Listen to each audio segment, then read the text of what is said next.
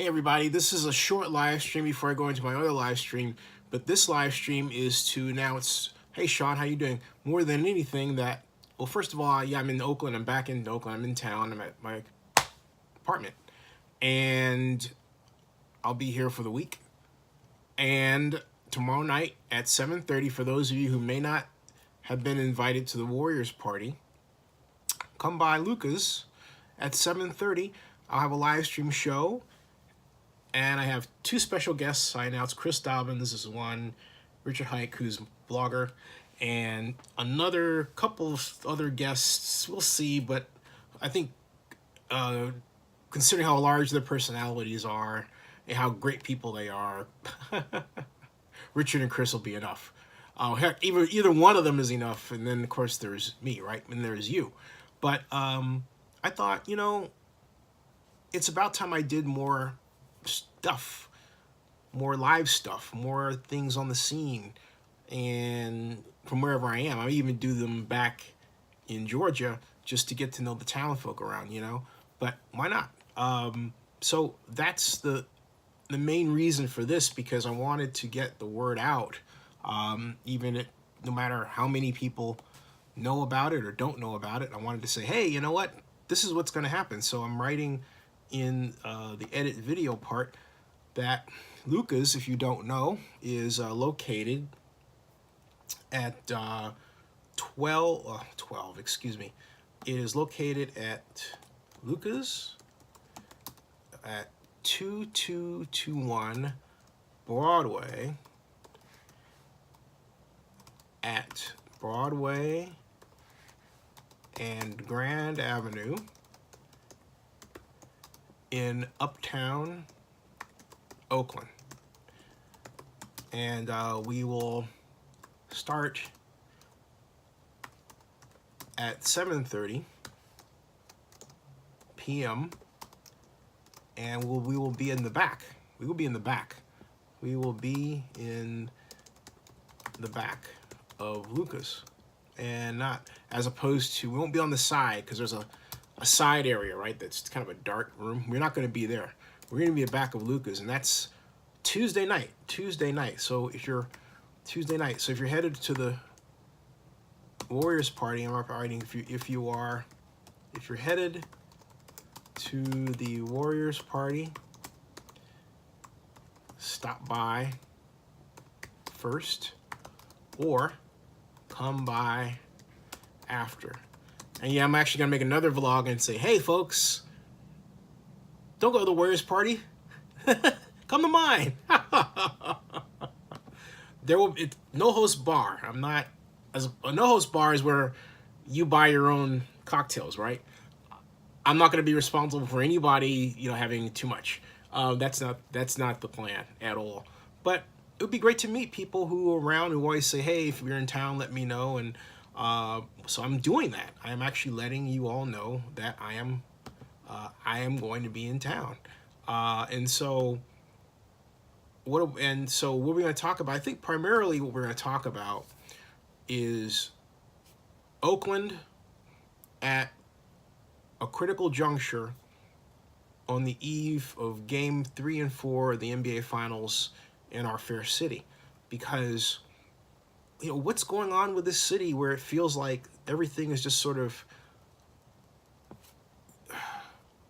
unsettled, not quite recognizable, not quite where it used to be. You know what I mean? Where is that? What's going on with our town? So I want to talk about that. And I'm rightly toying with the idea of having a small little micro contest, couple of, maybe 3 questions, with some prizes, which really gives me a good excuse to give away some stuff that I've been hanging on to. Not this though. This is going to stay with me forever. This is what is this? This is worth some money. This is a Super Bowl Palm Pilot that we originally had made for H. Wayne Huizenga. Yeah, that's what this is. Okay, you want to take a look at this dealie, would you? If you can see that? And you would say, who is H. Wayne Huizenga? Yeah, there is a trivia question. H. Wayne Huizenga was the owner, the late H. Wayne Huizenga was the owner of the Miami Dolphins. He was also the builder of, among other things, the Arizona Biltmore. So if you ever wondered who built rather the place that the NFL holds its annual meetings every other year, the Arizona Biltmore, it was this guy, that guy, bam, him, this dude, H. Wayne Huizenga. He also owned the Marlins. He was a rich dude. It had a profound impact on the league. But I digress. So I'm not going to give that away though. What I'll give away, I don't know, but it's not going to be that. That's I'll if I gave that away, I'd cry, because among other things, I have to figure out a way to repower this, because the battery is out, and it's got that vintage, see that in there? You charge it up, and then get it to recharge. I'll have to go back to somebody who might be good at that, because this was never used. This thing was never used. Ooh. Okay, so, yeah. Come on down, man. It's going to be a lot of fun. As to what's happening in Las Vegas with the Raiders and all that, I will tell you, I'm quite interested in something that I think is going to impact everything, and that's the steel tariff issue. However, the Raiders have already said they've already ordered the steel tariff, but they made some mention about electronics, so that's going to be interesting. And then, of course, let's see what I didn't see what the Las Vegas weather was, and that's always important to keep an eye out for. And because, as you and I both know, Las Vegas weather has played havoc on this stadium, and it's in its attempt to finish, and on schedule, right? They kept moving the schedule back, right? So hey, Las Vegas temperature is 94 degrees. Tuesday is 99 expected. Wednesday, 100 on the road to triple digits. On the road to triple digits. And the current weather as of 9 hours ago was 11% humidity, 5% wind, pressure, I don't know what the hell that means. So anyway, the bottom line is it's nice. And it's poolside. They've got people going swimming in water parks and all that. No sign of rain. Maybe not. Let's see. Let's just see. Las Vegas rain. Boom. Let's see what's happening with that. There is nothing close. Thursday, 102, 74 cloudy, 95 and 69 cloudy. Sunday and Monday are partly cloudy. No chance of rain in the forecast. After having seen a period on the 29th of April where a 20-year rain record was broken. 20 years. So that's not happening, okay? So what's happening on the Raider front? The Raiders themselves, aside from all that, the Raiders have announced that Raider running back Josh Jacobs has been approached to be the subject of a biopic, that's a biography, about his life. Now, if you don't know Josh Jacobs, who went to Alabama, he also spent much part of his life homeless. It's a very sad story. I had the pleasure of not only interviewing Josh Jacobs, but his dad, Marty, at the NFL draft. Very nice people. And Josh comes out of this firm steel, ready for the NFL, already has a plan for what he's going to do with his money. He says he's going to save it, and he's just going to simply stockpile it and build it up. A guy you want to root for, a man who you hope gets the best of life, because he's certainly seen the worst of it as a youngster. So that's in the planning stages. And Trent Brown is moving to the right side, which I think is shocking, because they got Trent Brown, who is he was the best left tackle in the game, arguably, okay? So they're going to move him to the right side, and then what are they going to do? They're going to put Colton Miller next to Richie Incognito, all right? And so it says, that's really strange. So anyway, I'm just paging through here, and let's hear what Trent Brown has to say. Let's hear Trent Brown talk about his versatility. Okay, right here. And you have made the decision on right versus left tackle now, and then have you slotted in right. What was your reaction to being placed on the right side of your reaction after playing left? It is what it is. I knew all along I was going to be placed where they needed me, and I'm fine with the decision. Do you feel like you have to, obviously you're learning a new offense, but do you feel like you have to transition back to sort of something that you were used to before after playing on the left side, or how natural is that move back to it? It's natural. Pretty much just stepping right back into doing what I was doing. Did it transition for you at all when you initially went from San Francisco to New England? That first switch back to left side, was that a big transition for you at all? Yeah, that was more of a transition than it was coming back to right. It took me, definitely had to get my reps in, get my work in, but it took some time, but I got comfortable over there, so I think I can play either side comfortably now. It seems like a lot of defenses now put the best pass rusher up against the right tackle as much as they do against the left side.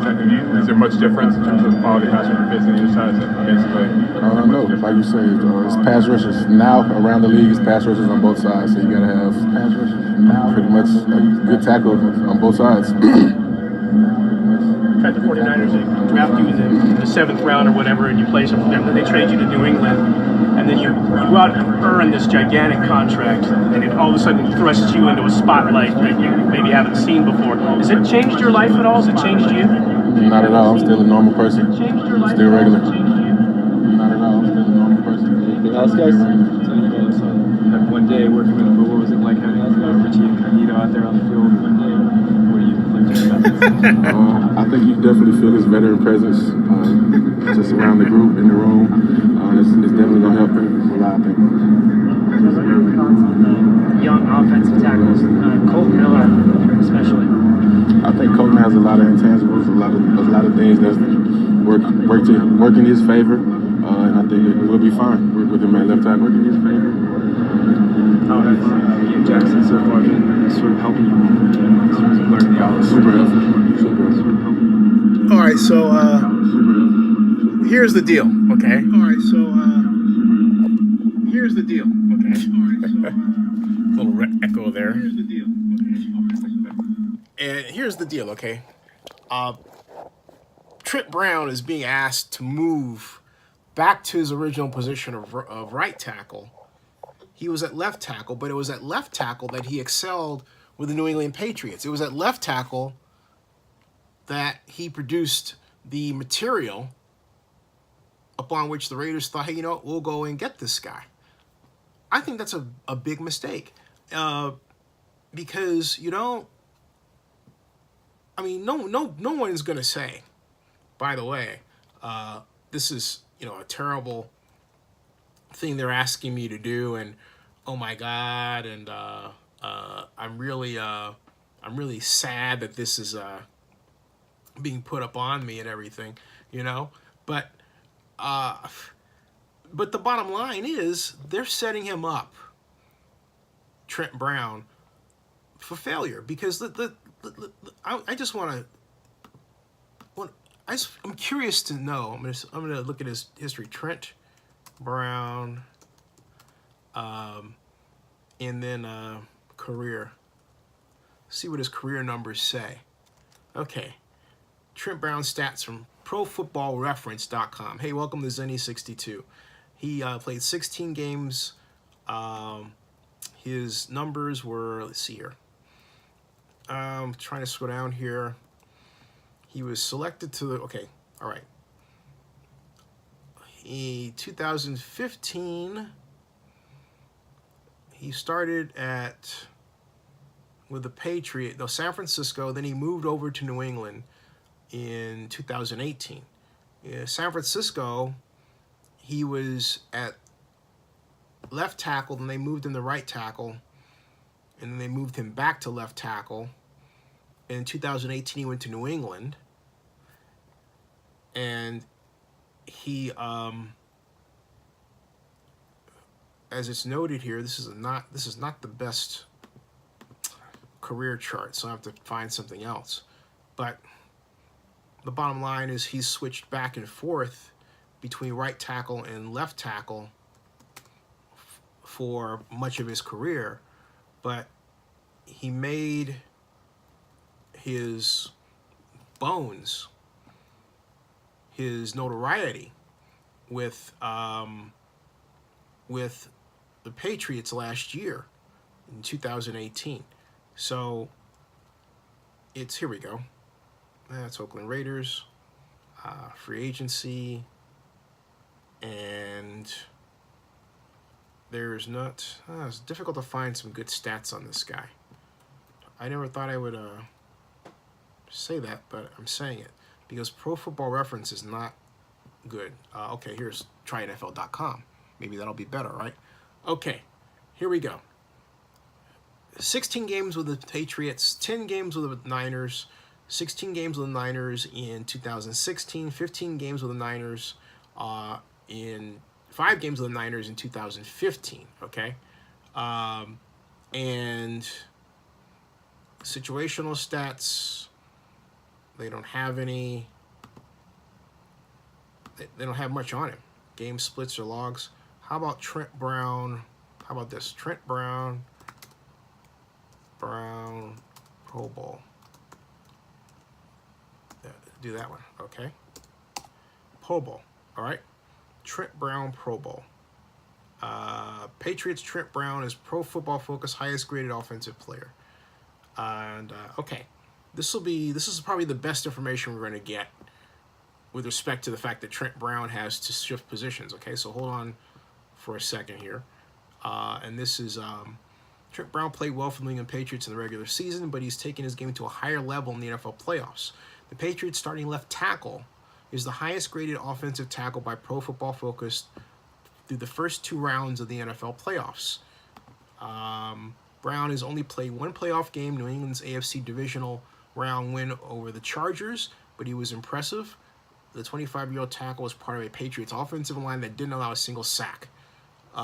So they say the Niners knew the Patriots acquired Brown in a trade with the San Francisco 49ers before the season.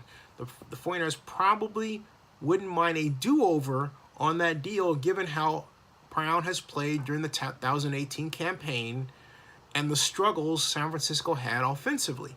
This is a quote from the Niners knew Trent Brown could do this elite pass protector. They traded him because they didn't trust his mobility and their zone run blocking. Not saying it was smart move, but exactly apples to apples.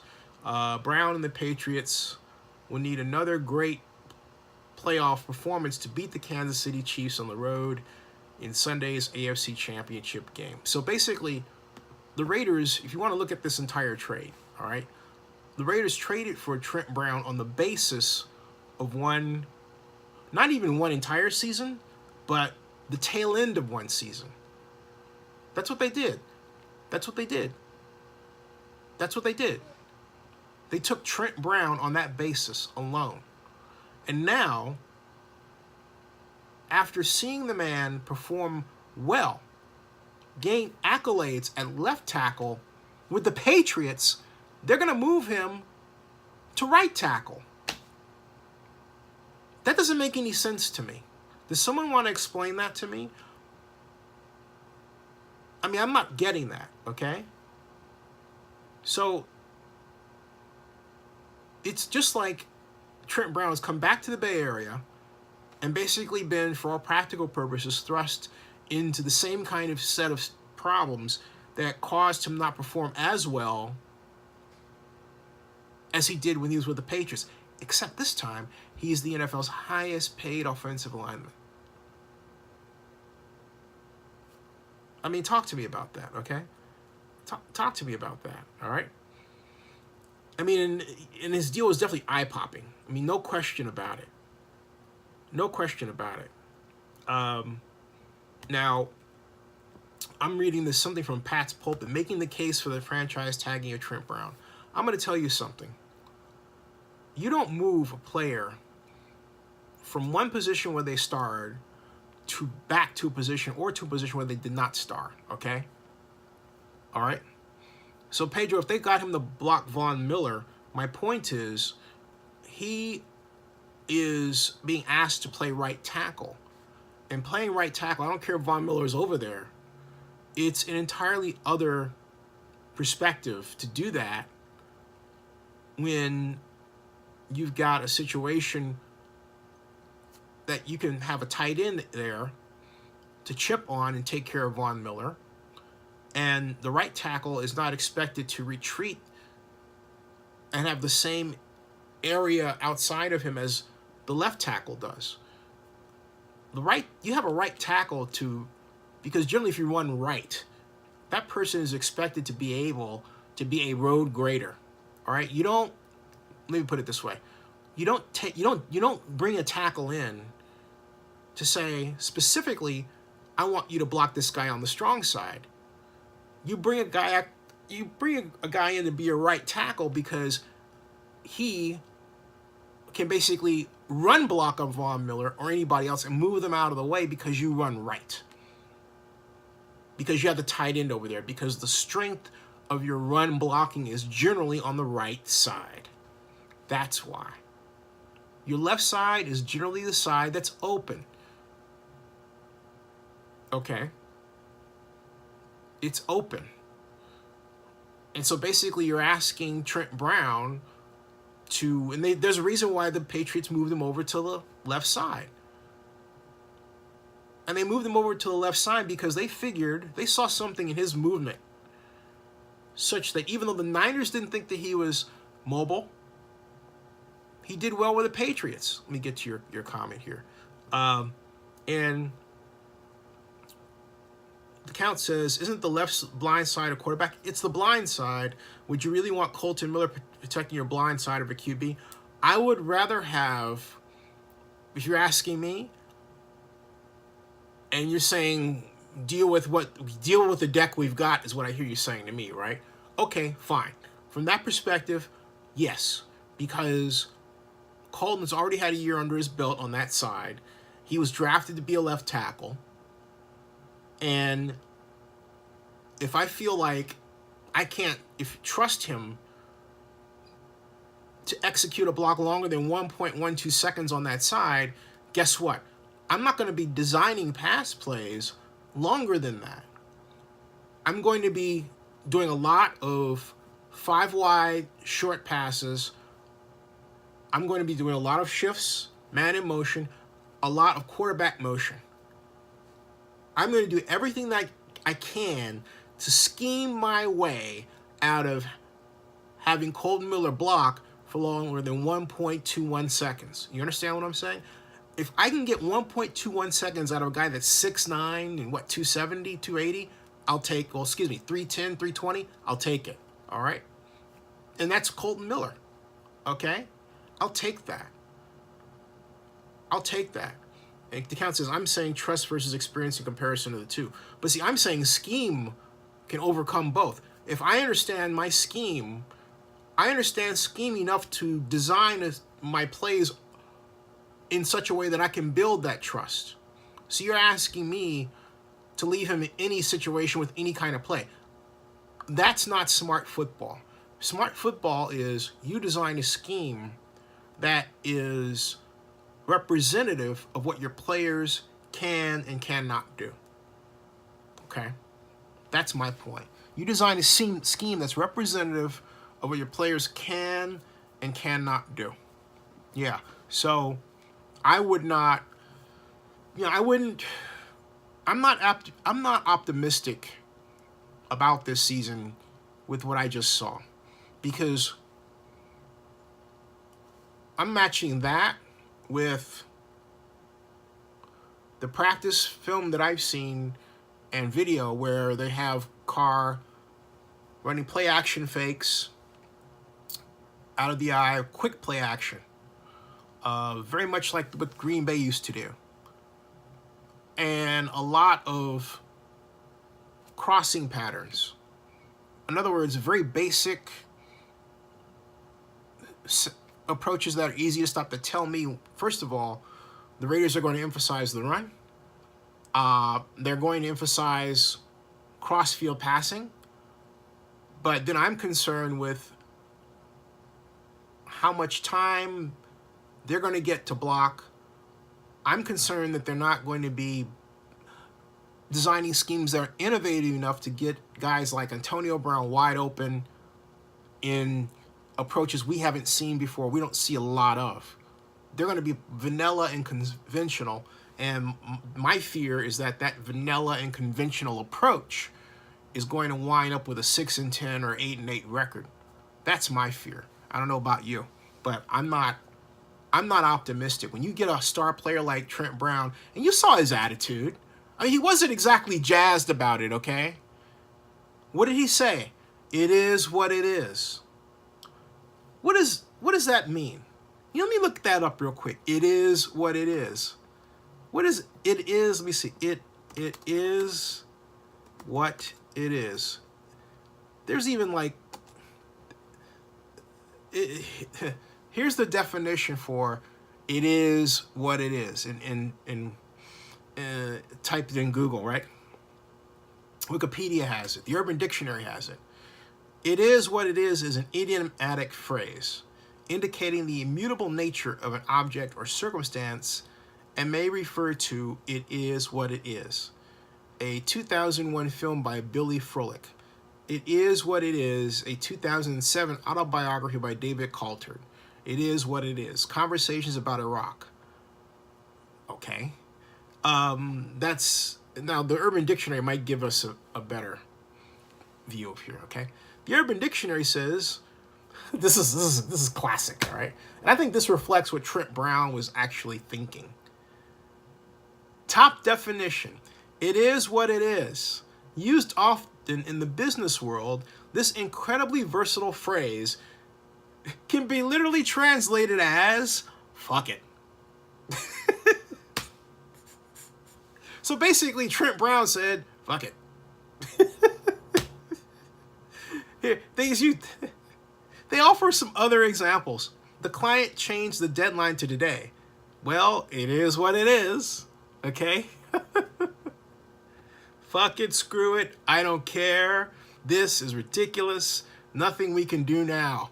I mean, that's it. Okay? I can stop right there. Fuck it. All right? Pedro Gallardo says, I agree the Trent Brown move felt desperate. Rena Flores says, if Colton Miller is playing bad at the beginning of the season, he will lose his job sooner than later. Raiders obviously felt more comfortable with him at left tackle than Trent Brown.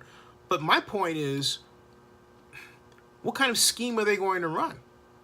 I mean, I that's what I am curious to know. I don't see Trent Brown as a road grader. I see Trent Brown as your left tackle. All right? I see Trent Brown as your left tackle. That's how I see him. Now, if the Raiders are going to run a lot, here's something else to think about. If the Raiders are going to run a lot of 4 and 5 wide, where the right tackle is basically just as exposed as the left tackle, then essentially you're asking, and to me this is even more dangerous, you're asking Trent Brown to essentially play the right tackle as if you would play the left tackle. But that's dangerous because, again, it's muscle memory. You're asking him to learn this other thing, right? It doesn't make any sense to me. I'm sorry. That to me is just not something I'm in favor of. Okay? That's not something that I can say, oh yeah, that's cool, that's great. Not at all. All right, folks, I'm going to switch over this live stream. I just wanted to announce that tomorrow we're going to be at Luka's. Then I'll go back to the standard Raiders format, and I'll talk more about the Raiders stuff, right? But and then we have of course, the court case coming up. I think this Friday. But yeah. But so this is going up. Preview. All right, save. And I'll be right back with a new live stream in a moment.